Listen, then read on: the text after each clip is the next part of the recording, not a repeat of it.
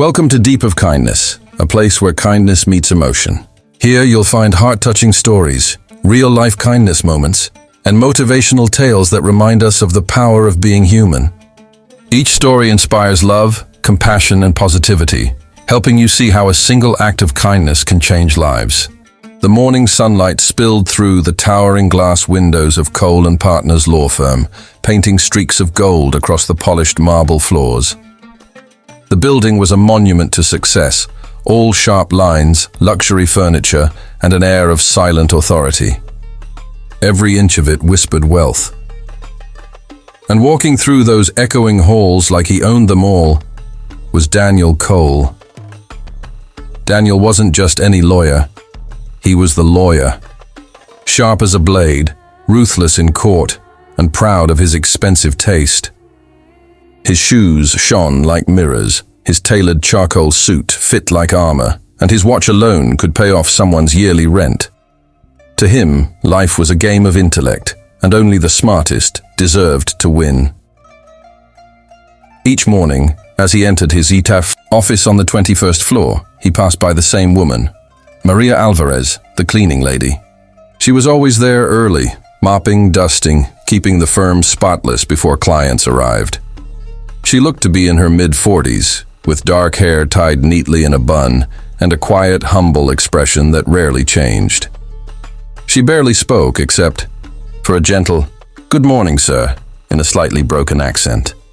Daniel never replied. To him, she was invisible, part of the background, like the furniture or the plants in the corner. And yet one thing always caught his attention. Sometimes, when she thought no one was looking, Maria would pause from cleaning to glance at the documents on his desk. Her eyes would scan the pages quickly, as if she understood something. That small act annoyed him. In his mind, people had roles. Lawyers argued, assistants scheduled, cleaners cleaned. Nothing more. One Thursday morning, Daniel was preparing for a big client meeting. He had a thick stack of Latin-based legal documents on his desk, something even most junior lawyers struggled with. As he paced the room, muttering sections under his breath, he noticed Maria nearby, mopping quietly. An amused smirk crossed his face. "Maria," he called out sharply. She looked up, startled. "Yes, sir?"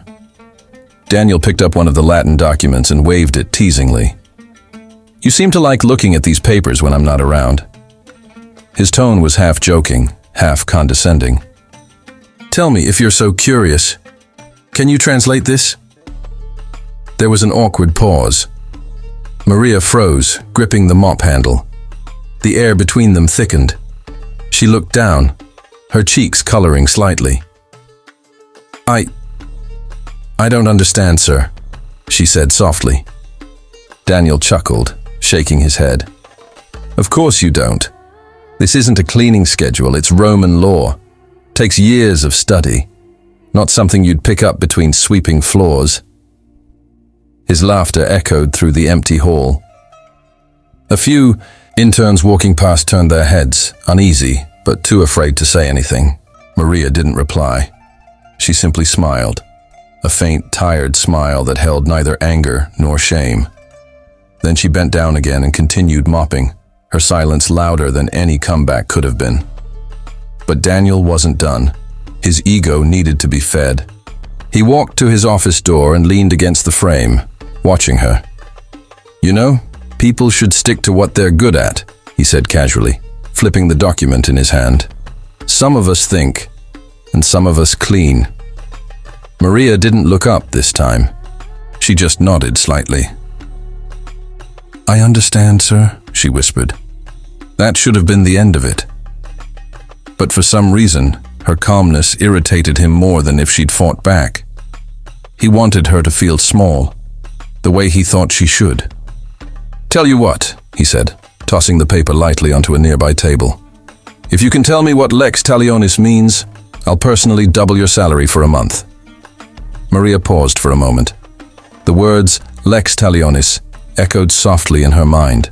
She knew exactly what they meant. But she also knew better than to challenge a man like Daniel in his own world. So she just smiled again. "Thank you, sir. I don't need to." Daniel laughed out loud. "Didn't think so." He picked up his coffee, took a long sip, and walked back to his desk, feeling victorious, as though he had just won some intellectual duel. In his head, he framed the scene as a story to tell his colleagues later. The day he asked the janitor to translate Latin. As the day went on, Maria finished her shift quietly. No one saw the flicker of sadness in her eyes as she wiped down the conference tables. No one knew that years ago, before coming to this country, Maria had been a professor of linguistics at a prestigious university in Spain. She had written papers, given lectures, and spoken at conferences around the world, in Latin, Spanish, and English alike. But after her husband passed away and she moved overseas with her teenage son, no school wanted to hire a foreign woman with an accent. She had applied for teaching jobs, only to be told she was overqualified or not fluent enough. Eventually, she gave up. Bills needed to be paid. So she started cleaning offices, quietly, invisibly, while carrying a lifetime of knowledge within her. And every morning, she passed Daniel's office, glancing at the Latin phrases on his desk, not because she didn't understand them, but because she missed them. They reminded her of who she used to be. That morning's humiliation lingered in her mind like a bruise. She didn't resent Daniel. She had met men like him before, powerful, intelligent, but blinded by pride. People who measured worth only by status. Still deep down, Maria whispered a quiet promise to herself as she wrung out her mop. Someday, he'll see that respect has nothing to do with titles, and everything to do with heart. And in just a few days, fate would hand her that chance, in a way Daniel Cole would never forget. The afternoon sun had begun to dip, casting amber light across the sleek glass walls of Cole & Partners law firm. The hum of printers, ringing phones, and the faint aroma of roasted coffee filled the air. For Daniel Cole, it was another busy day, another chance to impress, to win, to prove once again why he was one of the city's top lawyers. He straightened his tie in the reflection of his office window and glanced at his watch impatiently. Any minute now, his most important client of the quarter would arrive, Alejandro Ruiz, a Spanish real estate tycoon planning to invest millions in a landmark project. The deal was complicated, full of clauses, international property laws, and multilingual contracts. Everything had to go perfectly. Daniel had prepared meticulously. Every word, every document was ready. The only problem? The translator, the one person responsible for bridging the language gap, was running late. He frowned, checking his phone again. No messages. 5 minutes turned to 10. 10 became 20. His irritation simmered. Outside his glass office, the receptionist peeked in nervously. "Mr. Cole, Mr. Ruiz is here."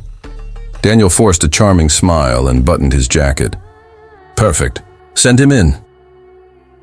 The door opened, and Alejandro Ruiz stepped inside, tall, well-dressed, his gray hair slicked back, eyes sharp and observant.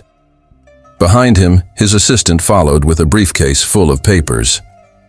"Senor Cole," Alejandro greeted warmly in accented English, shaking his hand. "Mr. Ruiz," Daniel replied with his most polished grin.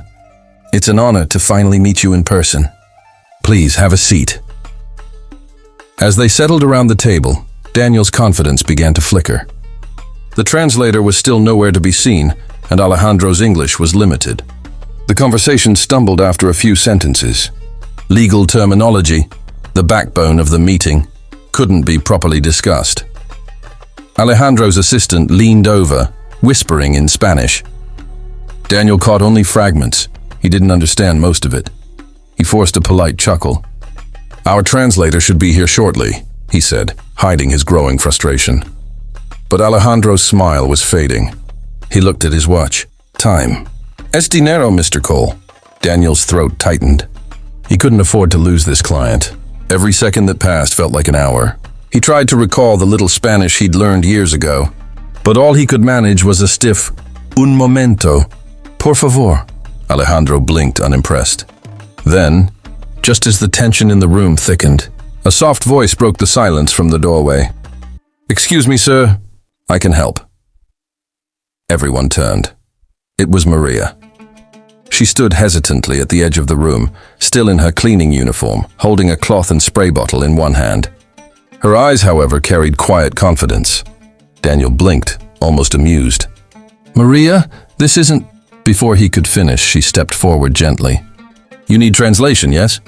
Daniel frowned, caught between annoyance and disbelief. "Maria, this is a high-level business meeting. We're discussing international law, not cleaning schedules." But before he could dismiss her, Alejandro looked up, surprised. "¿Habla español?" Maria smiled softly. "Sí, señor. Y también hablo inglés y latín jurídico." "Yes, sir. I also speak English and legal Latin." The room went silent. Even the ticking clock on the wall seemed to pause. Daniel's smirk froze halfway. "You speak Latin?" Maria didn't respond to him.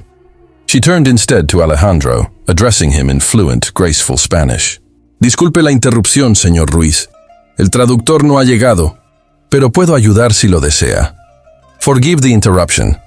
Mr. Ruiz, the translator hasn't arrived, but I can help if you wish." Alejandro's face lit up with relief. "Perfecto. Continuemos entonces." And just like that, Maria took a seat at the table, her cleaning rag now resting quietly beside her, and began translating every word between them, as though she had been doing it her whole life. The meeting transformed instantly. Maria's voice was calm, precise, and professional. She switched between Spanish, English, and even Latin legal phrases with astonishing fluency. When Alejandro referred to old Roman property laws, she explained them in perfect legal terms. When Daniel stumbled over certain Spanish words, she bridged the gaps seamlessly, ensuring nothing was lost in translation. Her tone carried authority, not arrogance, but expertise. Every time she spoke, Alejandro nodded, impressed. Daniel sat frozen, his earlier mockery echoing in his mind like a cruel joke. At one point, Alejandro turned to Daniel and said in Spanish, "Tiene una traductora brillante, Señor Cole." "You have a brilliant translator, Mr. Cole." Daniel forced a smile. "Yes, she's full of surprises." But inside, his chest tightened with a strange mix of shame and awe. He watched Maria closely now. The way she gestured subtly to clarify complex points, the way her eyes lit up when discussing legal theory. She wasn't just translating, she was teaching. She had a scholar's poise, a teacher's rhythm, and a depth of understanding that made Daniel's earlier arrogance feel like sand under his shoes. By the end of the meeting, Alejandro was thoroughly impressed. The contract was discussed, clarified, and finalized, all thanks to Maria's effortless translation. When the meeting ended, Alejandro shook Maria's hand warmly. "You should not be cleaning offices, Señora. You should be teaching in universities." Maria smiled modestly. "Maybe someday, sir." As Alejandro left, Daniel remained seated, his hands resting on the table. His throat was dry. He couldn't bring himself to speak for a moment. The echo of her words from that morning replayed in his mind. "I don't need to." Now he understood why. She could have translated that Latin phrase, lex talionis, the law of retaliation, and today, life had delivered that lesson right back to him. When the door finally closed behind the client, Daniel looked up at Maria. "Why didn't you ever say anything?" he asked quietly. She looked at him with kind eyes. "Because, Mr. Cole, people don't always listen when they think they already know everything." Her tone wasn't bitter. It was gentle, wise, forgiving. Daniel exhaled slowly, speechless. The office that once felt like his kingdom now seemed smaller. His pride, which had stood taller than these walls, suddenly felt like a fragile thing made of glass. Maria picked up her cloth and spray bottle again, ready to leave. "I'll clean up after your meeting, sir," she said softly, as though nothing extraordinary had happened. But Daniel stood there, frozen, watching the woman he had once mocked walk away with more dignity and intelligence than most people he had ever met. The conference room was silent after Mr. Ruiz and his assistant left.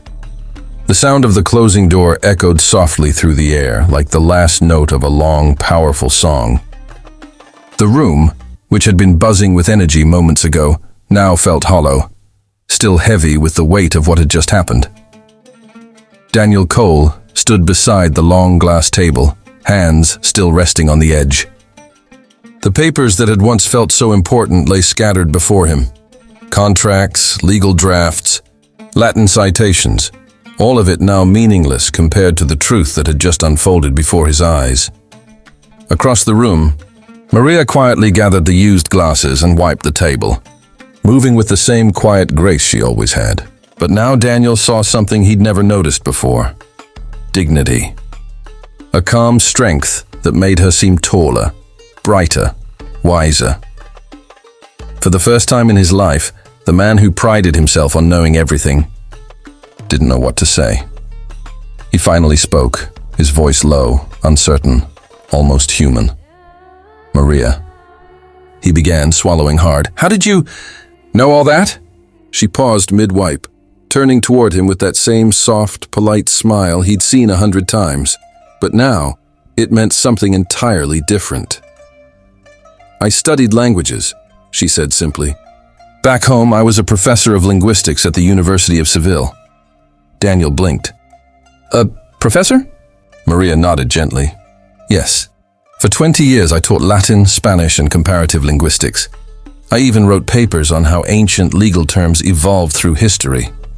She laughed lightly, a sound filled with quiet nostalgia. "So when you threw that document at me this morning, I recognized every word." Her tone was not angry. There was no bitterness in her voice.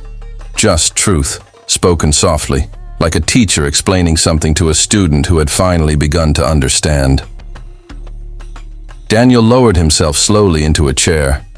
His knees suddenly felt weak. He couldn't look her in the eyes. "You were a professor," he repeated, as if trying to make the words make sense. "Then why?